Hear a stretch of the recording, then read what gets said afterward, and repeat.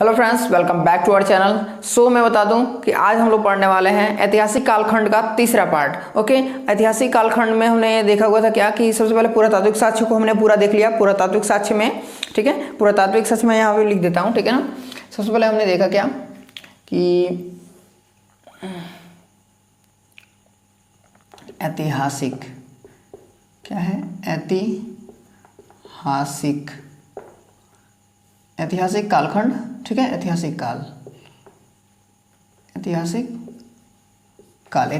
Okay, तो ऐतिहासिक काल हमने देखा। तो ऐतिहासिक काल में जो है हमको पता है कि 3 कालखंडों में बांटा गया था इसे, मतलब इसका 3 स्रोत माना गया। क्या सबसे पहले क्या हुआ, पुरातात्विक स्रोत, ठीक है, पुरातात्विक स्रोत। और दूसरा क्या था, विदेशी यात्री,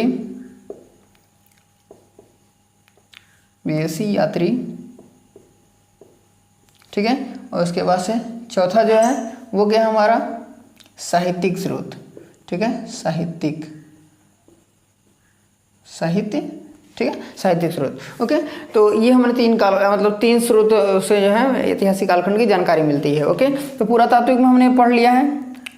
पुरातात्विक में हमने क्या पढ़ा है, 2 पढ़ा है ना।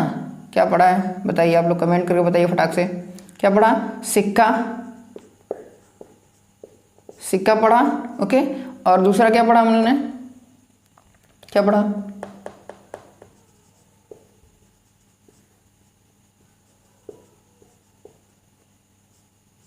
अभिलेख। ओके, दूसरा हमने अभिलेख पढ़ा। ओके, अब जो है हम विदेशी यात्री में हमने विदेशी यात्री को भी पढ़ लिया, ये भी हमने पढ़ लिया, ये भी पढ़ लिया, तो ये फाइनल हो गया, ठीक है। एंड विदेशी यात्री सिंगल था, ये सिंगल पूरा खत्म हो गया।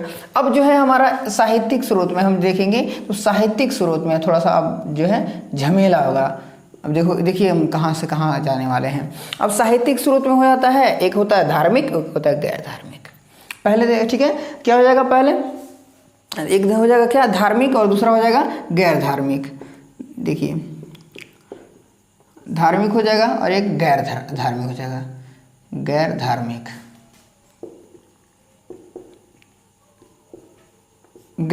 हो जाएगा। ओके, एंड अब धार्मिक में हम अगर देखेंगे, अब धार्मिक में भी 2 पार्ट हो जाएंगे। कौन सा, एक हो जाएगा ब्राह्मण, एक गैर ब्राह्मण, ठीक है, ब्राह्मण, और एक दूसरा क्या हो जाएगा, गैर ब्राह्मण, ठीक है, गैर ब्राह्मण, दूसरा हो जाएगा गैर ब्राह्मण। ओके, समझ में आया। अब जो है, अब ब्राह्मण में हम जब आएंगे तो ब्राह्मण में हम पढ़ने वाले हैं वेद, उपनिषद, पुराण वगैरह को, ठीक है। तो सबसे पहले क्या है, वेद, ठीक है, उपनिषद, ये हम एकदम स्टार्टिंग बता रखे हैं, उपनिषद, ठीक है, वेद उपनिषद वगैरह वगैरह जो भी है इधर है, ठीक है। तो अब जो है देखिए हम कहाँ पे, अब साहित्यिक स्रोत हम पढ़ने वाले हैं। तो साहित्यिक स्रोत में हम आएंगे गैर क्या है, धार्मिक में आएंगे। जब धार्मिक में आएंगे तो धार्मिक जो है क्या कह रहा है कि हमें धार्मिक से काम नहीं चलने वाला है। अब धार्मिक से आगे बढ़ेंगे तो ब्राह्मण और गैर ब्राह्मण है धार्मिक का पार्ट में, तो ब्राह्मण हम पढ़ेंगे। अब ब्राह्मण जब मतलब ब्राह्मण, देखिए क्या होगा, ब्राह्मण पढ़ना है तो ब्राह्मण पढ़ने से पहले हमें ये पढ़ना पड़ेगा सब कुछ ब्राह्मण के बारे में जाने के। देखिए, साहित्यिक स्रोत को जानने के लिए हमें धार्मिक और गैर धार्मिक पढ़ना पड़ेगा। तो सबसे पहला हम पढ़ेंगे क्या, धार्मिक को। तो धार्मिक को जानने से पहले हमें ये जानना पड़ेगा, और इससे जानने से पहले हमें ये सब जानना पड़ेगा ना। तो सबसे पहले हम क्या पढ़ने वाले हैं, वेद को पढ़ने वाले हैं। समझ में आ गया, ओवरऑल आपको समझ में आया कि सबसे पहले हमें पढ़ना क्या है, ठीक है। तो हम सबसे पहले जो है वेद को हम लोग पढ़ने वाले हैं। तो ये सब इरेज कर देते हैं और वेद को हम लोग स्टार्ट करते हैं पढ़ना। ओके, तो आज का टॉपिक क्या होगा, वेद। ऐतिहासिक काल में अब जो है हम स्टार्ट करने वाले हैं वेद को। तो सबसे पहले वेद हम पढ़ेंगे। ओके,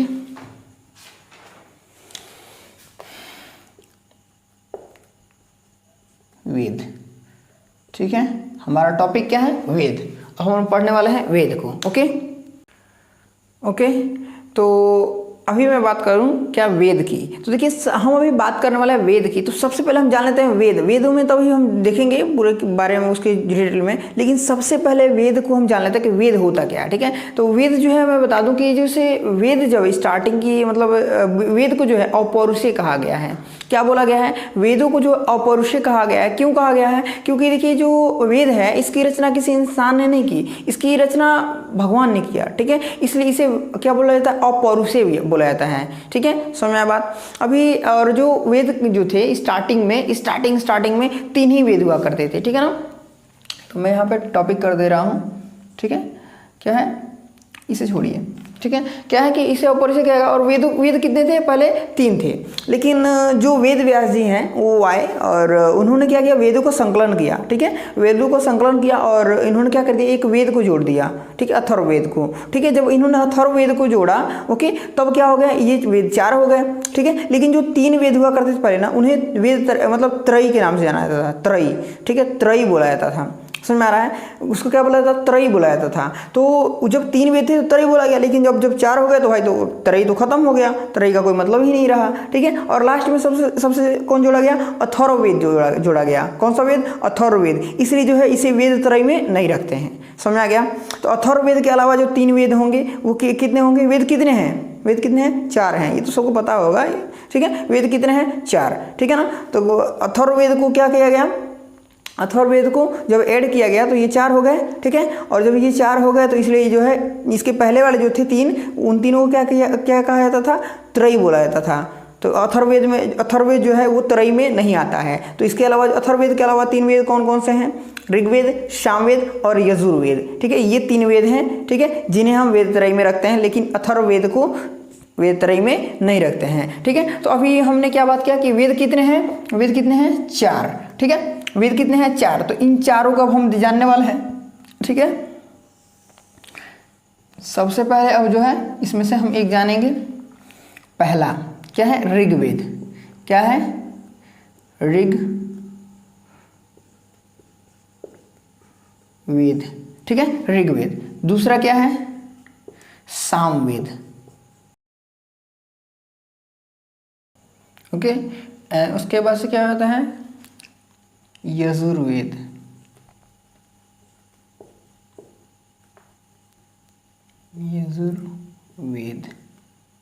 ठीक है, यजुर्वेद। और उसके बाद से क्या है, अथर्ववेद, अथर्ववेद, ओके, अथर्ववेद, यही सबसे लास्ट का वेद है और यही सबसे लास्ट में जोड़ा भी गया था, ओके। तो अब हमारा यहाँ पे क्या हो गया, ऋग्वेद, सामवेद, यजुर्वेद, अथर्ववेद। तो अब हम सबसे पहले जो है, जो सबसे पहला है ऋग्वेद, तो हम अब पढ़ेंगे क्या, ऋग्वेद को, ओके, क्या होगा, ऋग्वेद को हम पढ़ेंगे, ओके, ऋग्वेद, ओके। तो अब ये ऋग्वेद हमारा हो गया। अब ऋग्वेद को हम स्टार्ट करते हैं। तो ऋग्वेद के बारे में पूरा ओवरऑल जानकारी लेंगे। तो इसके पहले थोड़ा सा एक चीज़ हम जान लेते हैं, जो भी वेद होते हैं, ठीक है, जितने भी वेद हैं, वो जो वेद हैं ये पूरा कुछ डायरेक्शंस को डिनोट करते हैं, ठीक है ना। तो ये ध्यान रखना है। तो हमें पता है कि हमारा जो सामने होता है ये क्या होता है, उत्तर, ठीक है, ये हो जाता है दक्षिण, ठीक है, और ये दाहिने साइड में पूरब और ये इस साइड में पश्चिम होता है ना। अब इसमें जो है यही जो यहाँ पे जो है अब बैठा देना है पूरा। अब ये जो डायरेक्शंस हैं, इन्हीं डायरेक्शंस में जो है मतलब ये जितने वेद हैं, 4 वेद हैं, चारों डायरेक्शंस को शो करते हैं, ओके। तो जो हमारा क्या होता है, ऋग्वेद, ठीक है, ऐसे करेंगे, चलता है ऋग्वेद, सामवेद, यजुर्वेद, अथर्ववेद, ठीक है, ऐसे चलता है। क्या है, क्या हो गया, ऋग्वेद। तो ये क्या है यहाँ पे, तो ऋग्वेद पहला वाला, ठीक है, बस पहला मैं लिख दे रहा हूँ, वहाँ पूरा नहीं लिख रहा हूँ। पहला ये है, दूसरा ये है, और तीसरा ये है, और चौथा ये है ना। तो वही मैं लिख दे रहा हूँ। तो पहला जो है ऋग्वेद, सामवेद, ठीक है, मतलब हमारा दाहिने, मतलब पूरब, पश्चिम, उत्तर, दक्षिण, ऐसा पड़ता है ना। तो वही ऋग्वेद, सामवेद, ठीक है, सामवेद, यजुर्वेद, ठीक है, यजुर्वेद, अथर्ववेद। समझ में आया बात, समझ में आया, क्या हो गया, ऋग्वेद, सामवेद, यजुर्वेद, अथर्ववेद। समझ में आया, ऋग्वेद, सामवेद, यजुर्वेद, अथर्ववेद, ओके, समझ में आ गया बात। तो ये हमारा डायरेक्ट मतलब जो है चारों डायरेक्शंस को शो करता है। थोड़ा सा कभी कभी पूछ देता है कि ये मतलब पूछ देगा कि ऋग्वेद जो है किस डायरेक्शन को शो करता है, तो ये बताना पड़ेगा आपको, ठीक है, किस डायरेक्शन को दर्शाता है, तो ये आपको बताना पड़ेगा। सो मैंने बता दिया, ओके। तो ये ध्यान रखना है। अब जो हम स्टार्ट करने वाले हैं ऋग्वेद को, तो ऋग्वेद को पूरा ओवरऑल हम जानेंगे। तो ऋग्वेद को मैं बता दूं कि ऋग्वेद लिखा क्या है, ओके, तो ऋग्वेद है, तो ऋग्वेद में सबसे पहले हम बात करते हैं क्या, ऋग्वेद, ठीक है। तो ऋग्वेद जो शब्द है, ये जो ऋग्वेद शब्द है वो ऋक से बना है, ठीक है ना। ऋक शब्द इसमें जो है, ऋक जो शब्द है ये इसका उपसर्ग है, ओके, क्या, ऋक जो शब्द है इसमें उपसर्ग है, ठीक है। तो इस ऋक का जो अर्थ होता है वो होता है स्थिति, क्या, स्थिति तथा ज्ञान, स्थिति तथा ज्ञान, क्या होता है, स्थिति तथा ज्ञान, ओके। अब जो ऋग्वेद है, ऋग्वेद की बात करें तो ये ऋग्वेद जो है मतलब सभी वेद, जितने भी वेद हैं, इन चारों वेदों से सबसे पुराना माना जाता है, सबसे पुराना, ठीक है, सबसे पुराना। अब सबसे पुराना है तो सबसे पहला वेद होगा, ठीक है। तो सबसे पहला कह देगा, ठीक है, पहला वेद, ठीक है, पहला वेद या पुराना, ठीक है, सबसे ओल्ड, ठीक है, सबसे पुराना, चाहे सबसे क्या है, पुराना, ठीक है ना। तो पहला कहे या पुराना कहे तो ध्यान रखना है, सबसे पहला वेद कौन सा है, तो ऋग्वेद है। सबसे पुराना वेद कौन सा है, तो ऋग्वेद है, ओके, इतना बात ध्यान रहेगा। अब ऋग्वेद की बात करते हैं, तो ऋग्वेद में जो है कि आप सुने होंगे कि कितने हैं, क्या है कि उसमें मंडल है, मतलब कुछ इतने मंडल हैं, उतने ऐसे ऐसे सुने होंगे। तो हम बता दें आपको, जो मंडल होता है ना, तो मतलब मंडल, ठीक है, मंडल जो होता है मतलब अध्याय, इसको कह सकते हैं क्या, अध्याय, ठीक है। मतलब हम लोग जो भी बुक पढ़ते हैं तो उसमें होता है ना, चैप्टर दिया रहता है, तो वैसे ही क्या है, इसमें जो ऋग्वेद है इसमें मंडल है, ओके, इसमें मंडल है, ओके। तो मंडल है, तो ये मंडल कितने हैं, 10 मंडल हैं। कितने मंडल, 10 मंडल, कितने, 10 मंडल। अब मंडल सुने होंगे, उसके बाद क्या सुने होंगे, सूक्त सुने होंगे, सूक्त, क्या सुने होंगे, सूक्त सुने होंगे, ठीक है ना।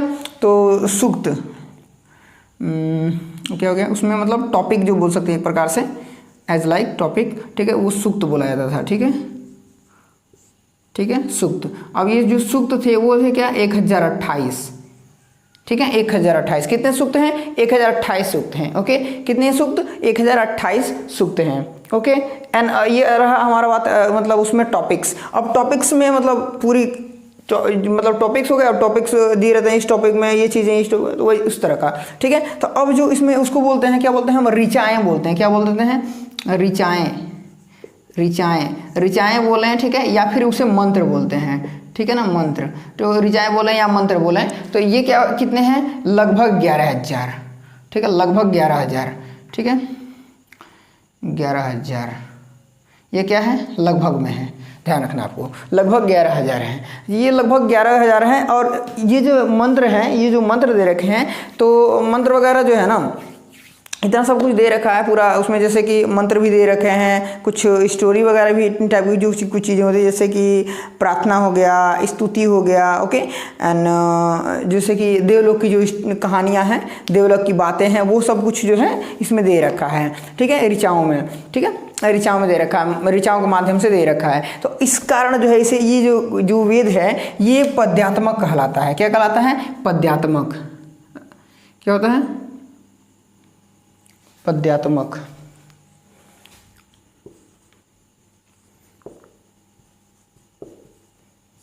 पद्यात्मक, ये कैसा है, ये पद्यात्मक है, ओके, ध्यान रखना है आपको, क्या है, क्या बना रहा हूँ यार, ठीक है, ये क्या है, पद्यात्मक है, ये बात आपको ध्यान रखनी है। समझ में आ गया, इसमें किसकी बात है, क्या किसकी बात है, तो इसमें क्या दे रखा है, प्रार्थना दे रखा है, स्तुति दे रखा है, देवलोक की बातें दे रखा है, ठीक है ना। तो पूछ देगा कभी देवलोक की चर्चा किस वेद में है, तो ध्यान रखना आपको, देवलोक की चर्चा ऋग्वेद में है, ठीक है। प्रार्थना वगैरह किस में दे रखा है, तो ऋग्वेद में दे रखा है। आप लोग जानते हो गायत्री मंत्र का भी सृजन, जो गायत्री मंत्र भी इसी में है, ठीक है। तो ये क्वेश्चन बहुत पूछता, मतलब एग्जाम्स में पूछता है छोटे मोटे, गायत्री मंत्र की चर्चा किस में है, ठीक है, गायत्री मंत्र, ठीक है, गायत्री मंत्र की चर्चा इसी में है। ये सब कुछ आपको पता होगा, ओके, ये साथ सुने होंगे आप लोग। तो और क्या है कि ये हो गया। अब जो है बात कर रहे हैं इसमें जो इसकी जो शाखाएं होती हैं, वो इसकी शाखाएं 5 हैं। कितनी शाखाएं हैं इसकी, शाखाएं, ठीक है ना, शाखा, इसकी शाखाएं कितनी हैं, 5 हैं। अब शाखाएं कौन कौन से? साकल्प, ठीक है, क्या है?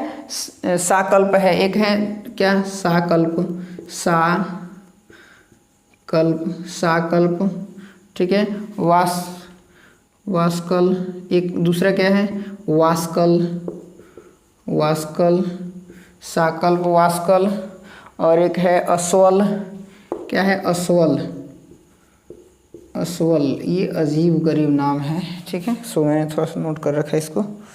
वास्कल एंड उसके बाद से क्या है? सांखायन एंड मंडूकायन, ठीक है, क्या है? सांखायन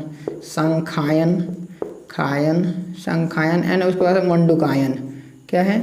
मंडूकायन, संखायन, उसके बाद से मंडूकायन। ओके, तो ये रहा आपका, ठीक है, ये 5 जो है शाखाएं इसकी हैं। ओके, एंड अब जो है कि बात करें थोड़ी सी इसमें जो ये है मंडल है, तो कुछ मंडल जो है कुछ देवताओं के लिए, किसी के लिए सेपरेटली है। तो अब इसमें जैसे कि बात करें कि इसमें जो 10 मंडल हैं, इसमें जो दूसरा मंडल है और जो 9वां मंडल है, दूसरा, ठीक है, और 9वां, ठीक है, दूसरा और 9वां जो मंडल है ये सबसे ओल्ड माना जाता है, सबसे पुराना माना जाता है। अब ये तो मतलब आपको पता ही है कि ऋग्वेद में पुराना है, ऋग्वेद तो पुराना है ही, लेकिन ऋग्वेद में जो ये सबसे जो मंडल है ये वाला दूसरा और 9वां, ये सबसे पुराना है, ठीक है, सबसे पुराना, ठीक है ना, सबसे पुराना है, इसको जो है सबसे पुराना माना जाता है। और जो 9वां मंडल है ये सोम देवता को समर्पित है। किसको? 9वां जो है वो सोम को समर्पित है, 9वां, ठीक है, सोम को समर्पित। किसको है? सोम देवता को, सोम को समर्पित,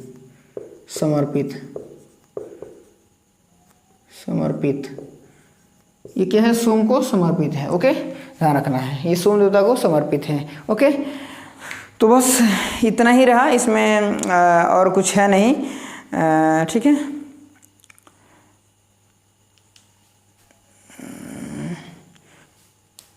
ठीक है ना, तो बस इतना ही इस चैप्टर में जो है, इस हमने ऋग्वेद में बस इतना ही है, ठीक है। संखायन, वास्कल, ये सही लिख रखा हमने, हाँ वही है, यही है, संखायन, वास्कल, अस्वल, साकल्प, वास्कल, अस्वल, संखायन, मंडूकायन, ठीक है, बस इतना ही 5 शाखाएं। ओके, तो ये 5 शाखाएं थी और ये सब कुछ इतना ही ऋग्वेद में, बस इतना ही जानना, ठीक है। और ऋग्वेद में जो कुछ और मेन जो चीज़ें हैं, कुछ चीज़ें वो आपको मतलब ये जब चारों वेद खत्म होंगे तो इन चारों के बारे में ओवरऑल हम जब इसके मतलब इसको जो पढ़ के आदमी जो ज्ञाता बनता है वो क्या बनता है, क्या उसको बोलते हैं, ये सब कुछ जब जानेंगे, थोड़ी सी मतलब इसकी जो मेन चीज़ें होंगी, ठीक है। एक बार लास्ट ओवरऑल जो है एक डायग्राम के माध्यम से हम पढ़ने वाले हैं उसको, तो वो लास्ट में एकदम रहेगा, ठीक है। अभी के लिए बस इतना ही, ठीक है, बस इतना ही नहीं, मतलब इतना पर्याप्त है, ठीक है। इसके बारे में इतना ही पूछता है, और जो थोड़ी सी एकदम मोस्ट मतलब कह दीजिएगा मोस्ट इंपॉर्टेंट जो कह दिया जाए वो टॉपिक्स मतलब आपको फिर एक बार वहाँ पे इसमें जो बताया गया वो भी, और जो अलग से वो भी मतलब वहाँ पे एक बार रिवीजन आपको करा दिया जाएगा डायग्राम के माध्यम से। ओके, तो अभी फिलहाल के लिए करते हैं वीडियो को ऑफ, एंड अभी इसके बाद से हम लोग कल जो है इतना ही वीडियो ऑफ कर रहे हैं। अब कल जो है हम लोग सामवेद, यजुर्वेद और अथर्ववेद, ये तीनों हम लोग पढ़ने वाले हैं कल। ओके, तो कल इन तीनों को कंप्लीट करेंगे। ओके, तो तब तक के लिए फिर मिलते हैं नेक्स्ट वीडियो के साथ में। Okay, bye bye, take care.